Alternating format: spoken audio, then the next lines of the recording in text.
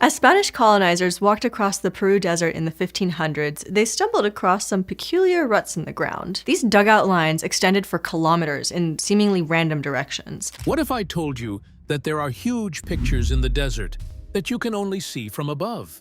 No one knew why they were made for more than 1,000 years until now. A piece of the puzzle has been solved by new AI technology, and the truth is stranger than anyone thought. You should wait a little while longer to see what we've found. The Nazca civilization and their harsh world. A long time ago, before skyscrapers, roads, and satellites, there was a desert in southern Peru that made it look like no one could live there.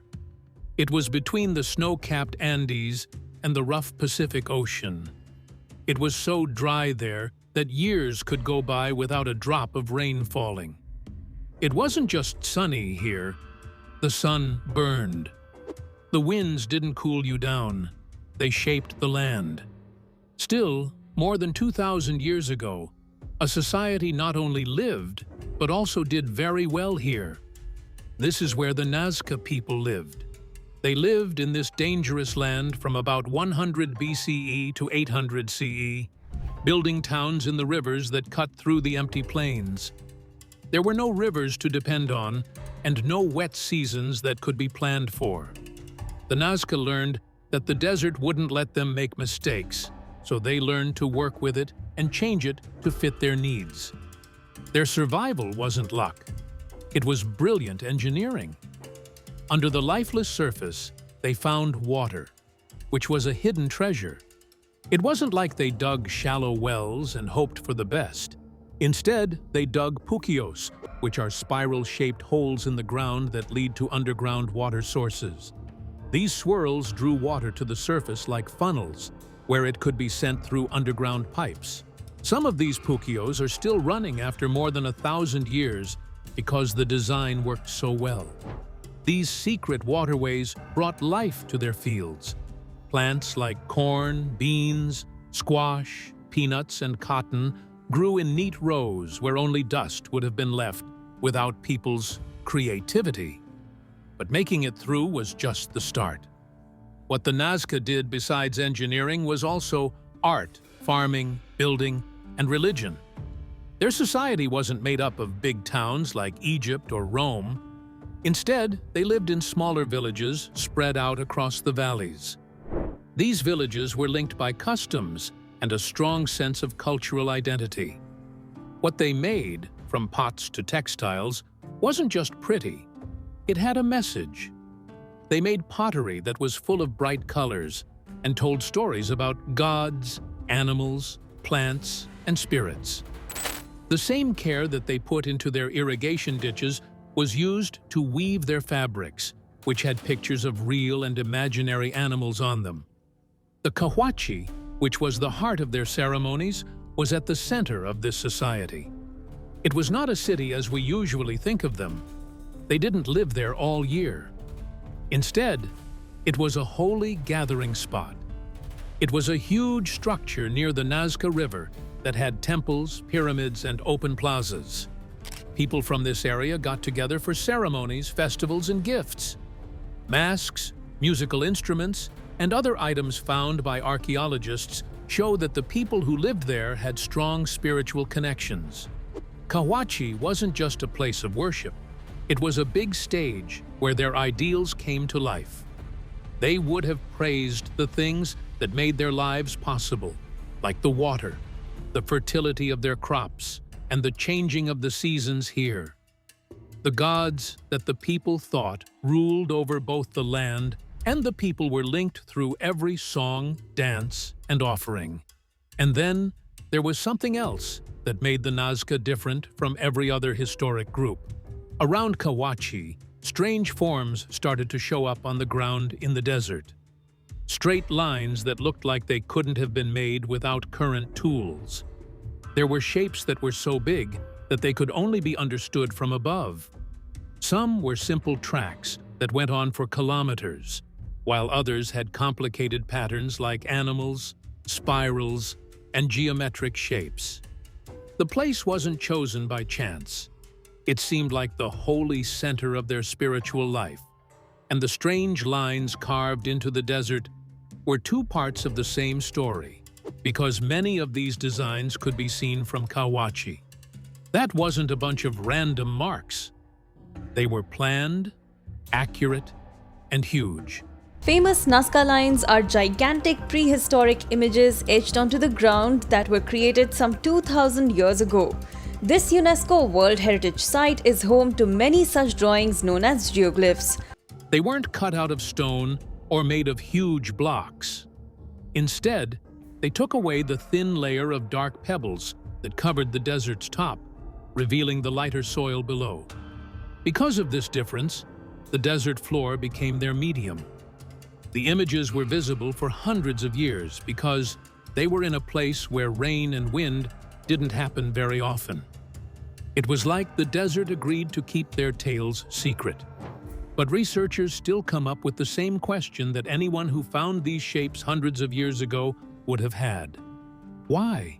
Why did people in a society that was already struggling to stay alive spend time and energy making images that could only be seen from above, from a view they had never had? What did the people who made these forms mean? What did they say to the gods? Signs that point to something hidden in the ground? Signs of strength, togetherness, or something even stranger? Because the next part of this story will take us into the minds of the master builders at Nazca. We will look at how they did something impossible. They made huge, accurate designs without ever seeing them from above, and why that might be the first tip to the desert's biggest secret. How the Nazca lines were made and preserved. They used the desert as a canvas, and each line they drew was a calculated stroke of talent. The ground here isn't just sand. It's a thin layer of dark, rust-colored rocks that have been baked in a harsh sun for hundreds of years. Under that layer is pale yellow earth that looks almost like it's glowing. The Nazca learned that the lighter ground below would stand out like chalk on a whiteboard if they scraped off the darker stones along a planned path. That simple contrast made forms that could be seen from a long way off, and sometimes only from very high up. These scratches weren't just dirt marks. The cuts were very clean. Lines that were straight stayed that way for kilometers. There were no rough breaks in the curves. With perfect geometry, the spirals curled inward. It wasn't possible to get this accurate by walking around randomly with a stick. The Nazca had everything they needed to carry out their plan. In key spots, they drove wooden posts into the ground. These were like pins on a map in the middle of the desert.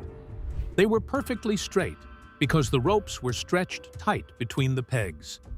They could turn a rope around a center stake like the arm of a big compass to make circles or curves. This let them make things that were always the same size and shape. Researchers think that they made smaller drawings bigger by using grid systems or radial projection, which is the same way artists do it today to make a picture bigger without losing its proportions. It's one thing to draw a tiny butterfly. Draw one that's the size of a football field and make sure its wings, beak, and tail are all balanced. The Nazca did it without drones or planes, and they never got a view of the final figure from above. Their only tools were careful measurements and mental plans that helped them work from the ground. The end result was nothing less than planning at the design level for open land. Glyphs were not all the same. Some of the designs were what experts call line type. These include long, straight lines, wide trapezoids, and animal shapes that are so big that you can only see their whole shape from hundreds of feet up. When planes first flew over the area in the 20th century, these pictures were the ones that caught everyone's attention. The hummingbird that stretches across the desert, the spider, and the monkey are the most famous things that the Nazca people carved into the ground. Then there were the relief-type figures, which were smaller, rougher, and closer together. These forms could be seen from the ground. These didn't have to take up most of the sky. Their size made them a part of everyday life instead of faraway wonders. They were put along paths and close to towns. The line-type geoglyphs seemed to be big messages for the whole community, or maybe the gods above. The relief-type geoglyphs, on the other hand, felt more personal. They were the kind of pictures you'd see every day and know right away. After these works were made, the desert itself watched over them. In almost any other setting, rain, wind, and shifting earth would have wiped them out in decades. However, the Nazca sands are one of the driest places on Earth.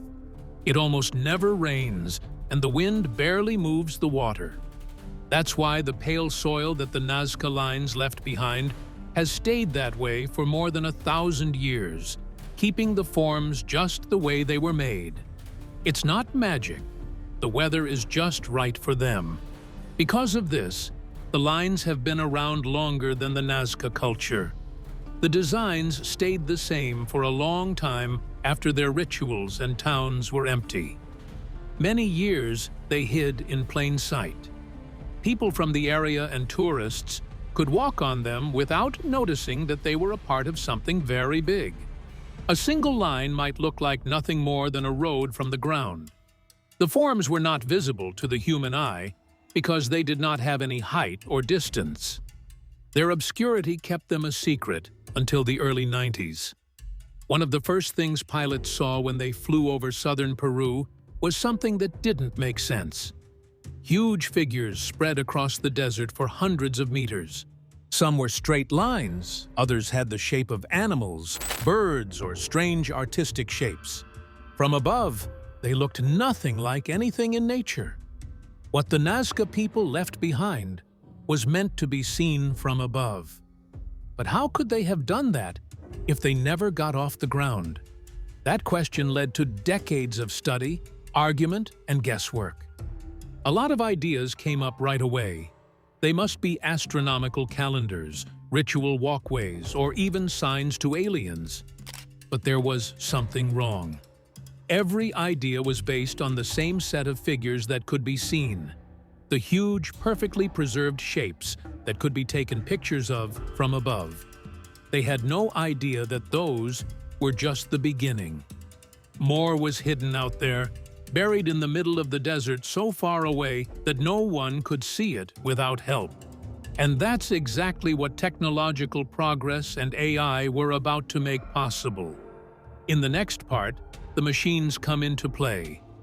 What they find changes not only the past of the Nazca lines, but also everything we thought we knew. The theories that ruled for a century. In the 20th century, when the Nazca lines were first seen from the air, they became one of the most important things in history. It was impossible to think that these shapes were just random because they were too big, too exact, and too strange. Everyone agreed that they were done on purpose, but different ideas clashed over the question of why. Paul Kosok, an American historian, flew over the Nazca Pampa in 1939 and saw something interesting. Many of the lines led to where the sun would be at the solstices. He saw the desert as more than just a big blank page. It was the biggest book on science in the world. He thought the lines were like a big solar calendar that helped the Nazca people keep track of the sun and stars, and know when to plant, harvest, and hold celebrations. It was a brave idea, but it was just the start. Maria Rieke, a German scientist, came to Peru that same year. For the rest of her life, she would study the lines, carefully map them, and keep them from getting damaged. She thought the Nazca were great at looking at the stars.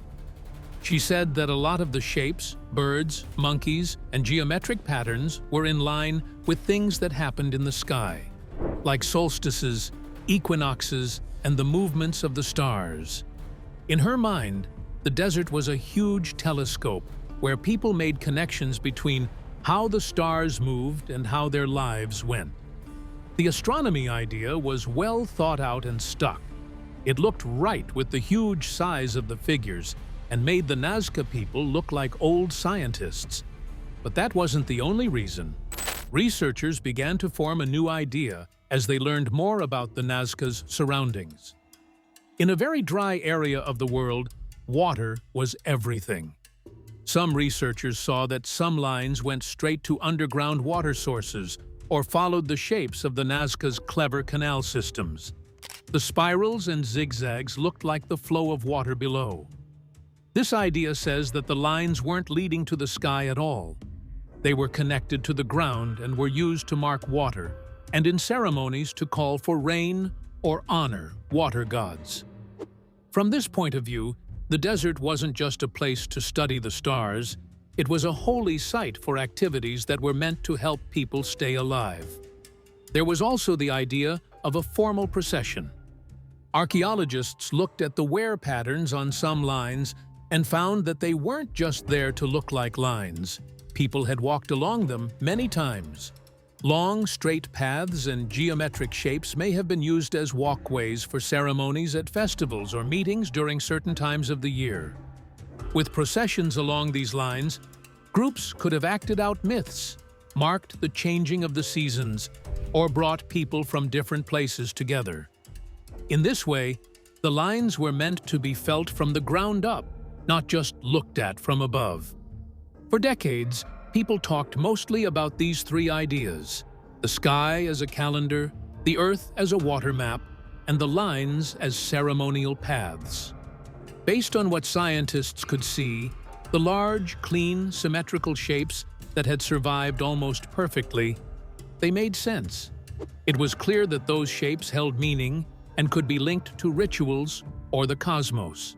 But there was a problem that for years no one really tried to solve. All of these ideas were based on a small group of figures, only the ones that were big enough to see from the air or well preserved enough to stand out. Shapes that are smaller and less regular barely came up in conversation. A lot of the geoglyphs were broken, faded, or so small that they mixed in with the desert. Others didn't neatly fit into the categories of astrological patterns or patterns used in ceremonies. Researchers accidentally ruled out the idea that the Nazca made designs for reasons other than science or right, by focusing mostly on the large and symmetrical. If the smaller and stranger figures had been looked at with the same amount of attention decades ago, the picture of Nazca society might have been very different. But those missed designs stayed hidden because there was no quick and accurate way to scan and study every part of the desert. AI's breakthrough in the Nazca Desert. People had been studying the Nazca lines for decades by the mid-19s, but they still didn't have a full picture. This discovery once again shows the rich and varied cultural legacy of the area. This is the latest Nazca line to be uncovered in recent years, according to Peru's Ministry of Culture. In 1994, Professor Masato Sakai started his own study. He walked the hot plains and looked at pictures taken from above for anything that might help him learn more about these marks in the desert. In those early years, he could only name about 30 to 40 people. The desert was too big, the designs were too small, and it was too easy for the human eye to get lost. There are huge gaps in even the best aerial scans of the Nazca Pampa, which covers hundreds of square kilometers. It was a simple but tough challenge. You had to find all of the Nazca lines, every figure, pattern, and piece, in order to fully understand them. That meant looking through miles and miles of desert pictures, frame by frame, hoping to find the slight change in tone or color that would tell you that you were looking at something man-made. A single mistake could cause someone to miss a geoglyph that had been there for more than 1,000 years. And as the years went by, new dangers from building, weathering, and people's actions meant that figures that had not yet been found could disappear forever before they were recorded. Sakai knew that human eyes alone would not be enough to finish the job. he teamed up with IBM Japan in 2018 and brought in technology that could handle images much faster than a person could. The IBM Watson Research Center in New York soon became part of this relationship. The goal was big: to teach computers to see what people might miss, to find the tiniest clues of a geoglyph. Not just the big, famous ones, but also the faded, incomplete, and secret ones that lie in the middle of a huge desert. First, the team took high-resolution pictures of the Nazca Pampa from above and with drones. These pictures showed details that had not been seen in earlier studies, but getting the raw files was just the beginning. Each picture was cut into 5-meter squares, which is like breaking the desert into 1,000,000 puzzle pieces. These squares were then put into an AI system that can recognize images. This wasn't any software. It had been taught on huge sets of data to find shapes, patterns, and contrasts in all sorts of situations. The AI learned to find small changes in surface color, geometric shapes, and even unfinished shapes that pointed to something planned under the sand. It could pick out the arc of a curve, the straightness of a line, or the faint shadow of a spiral, even if the rock had worn away most of the detail. A person could spend hours looking at a single aerial picture, but the AI could look at thousands at once. After the AI pointed out a possible geoglyph, the next important step was for a person to confirm it. Sakai's group didn't just use formulas. Archaeologists spent over 1,200 hours walking to each site that the AI had flagged to make sure it was correct. They measured, photographed, and wrote down every figure to make sure they were real Nazca artifacts and not just natural marks on the ground. The results shocked everyone. The AI helped find 303 new figurative geoglyphs in just 6 months, which is almost the same number that had been found in 15 years of standard surveys. From about 403 to over 703, the number of known figures went up. And not all of them were big, uniform shapes, like the well-known spider or hummingbird. A lot of them were smaller, rougher, and had a style that was all their own. Some showed shapes that looked like people. Others showed animals that were kept as pets. Some showed vague designs that didn't belong to any known group. Everything changed when AI helped with the poll and made it faster and more accurate. Researchers could get a better idea of the Nazca's artistic and cultural legacy for the first time. The huge figures that could be seen in the sky were no longer the only stars of the story. The smaller figures that were flat on the ground were also important because they showed scenes and symbols that felt more familiar, maybe connected to local groups or everyday life. Here are the 303 new geoglyphs that the AI actually found. They not only add to the total number of geoglyphs, but they also change everything we thought we knew about why the Nazca cut their world into the desert. What AI revealed. They didn't just add numbers to the record when the AI poll results came in. They changed the whole shape of the Nazca story. The 303 newly found geoglyphs were not the tall, orderly shapes that people were used to seeing in movies and books. Most of them, though, were small and personal, nothing like the huge forms that could be seen from above. The width of these geoglyphs, which were reliefs, was between 3 and 7 meters.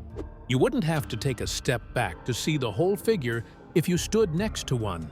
They were meant to be seen and felt from the ground up, not as huge signs to faraway gods or watchers in the sky. They would have been signs in the vast, empty Nazca Pampa that you could walk right up to, recognize right away, and walk by on your way along a trail. The themes were different from what you would see in large line designs. A lot of them showed humanoid figures, some standing tall and others hunched over with their heads turned as if they were frozen in mid-movement. Some of them looked fake, like their heads were way too big for their bodies, or their limbs were bent at weird angles. There were animals, but not the big birds of prey or monkeys that were in the overhead views. The Nazca may have lived with these animals every day because they were tamed. Then there were the severed heads, which were a stark and unsettling theme that kept showing up. They might have been part of traditions or symbols whose meaning has been lost over time. Some of the shapes weren't very clear. They had patterns that were hard to put into groups, like lines that crossed over each other, curves that didn't quite close, and shapes that looked like they were started but never ended. The smooth, even shapes of the giant hummingbird or spider were very different from their rough, uneven shapes. These weren't meant to be perfect. They seemed to be about being there, being placed, and having value in a certain local setting. It was even more interesting how these numbers were spread out. They weren't all gathered around one place of worship. Instead, they were spread out over several areas. Many of them were right next to old paths that people used to walk, like signs showing the way. Others sat on the edges of settlements, as if they were marking their area or figuring out who lived there. The places they were found made it seem like they were on daily routes, the kind of spots you'd see on your way to trade, visit, or join a meeting. This led to one of the most interesting ideas. Some of these geoglyphs might have been like billboards in the area, letting people know about a family group or clan.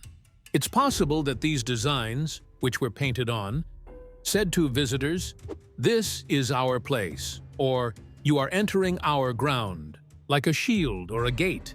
Others may have been used as ritual marks for smaller ceremonies in the community, away from the big events at Kawachi. In this case, the designs could be connected to things like blessings for the crop, initiation rites, or memorials for the dead. Also, it was possible that some of these numbers were just snapshots of everyday life. The big line designs were mostly of cosmic symbols or strong animals.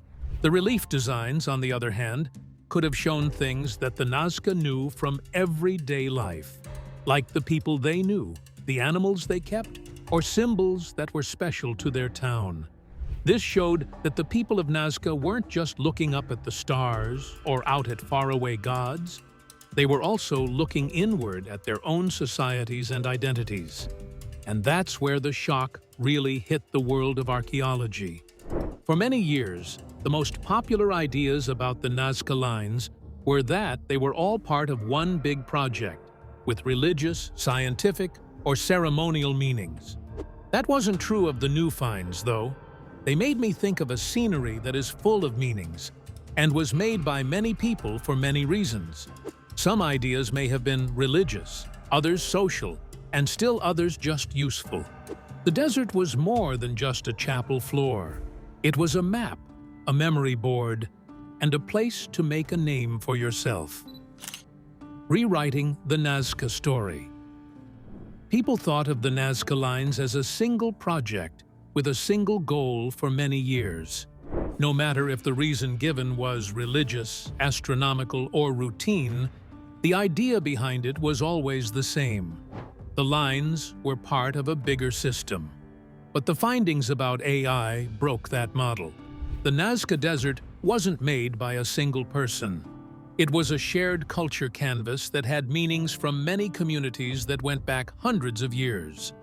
Some figures are still tied to fertility rites, water worship, or giving gifts to the gods, as shown by the new proof. On the other hand, there are designs that serve completely different purposes, practical markers that show travelers the way, signs that claim territory, symbols of group identity, and pictures that mark events that no written record knows. Some of them may have been artistic or symbolic attempts that lost their value when the people who made them died. For history, the lesson is hard to take. People had been researching the beautiful and the perfect for generations because they thought these were the most important. Because of that bias, the rougher, stranger characters were avoided, and their stories were not told. As a warning, if there is such a blind spot here, it's likely to be present at other ancient places as well. How many other times has what we choose to notice changed or shaped history? AI does more than just draw new lines in this shift. It showed how limited our vision is and how patterns that are hundreds of years old can be hidden from us when we're not looking for them. A lot of people in the field were shocked to learn that even the most sure of themselves ideas were missing pieces. And that's the story. But the desert isn't done talking. Like, share, and subscribe, and click the next video popping up on your screen to uncover even more mysteries hidden in plain sight.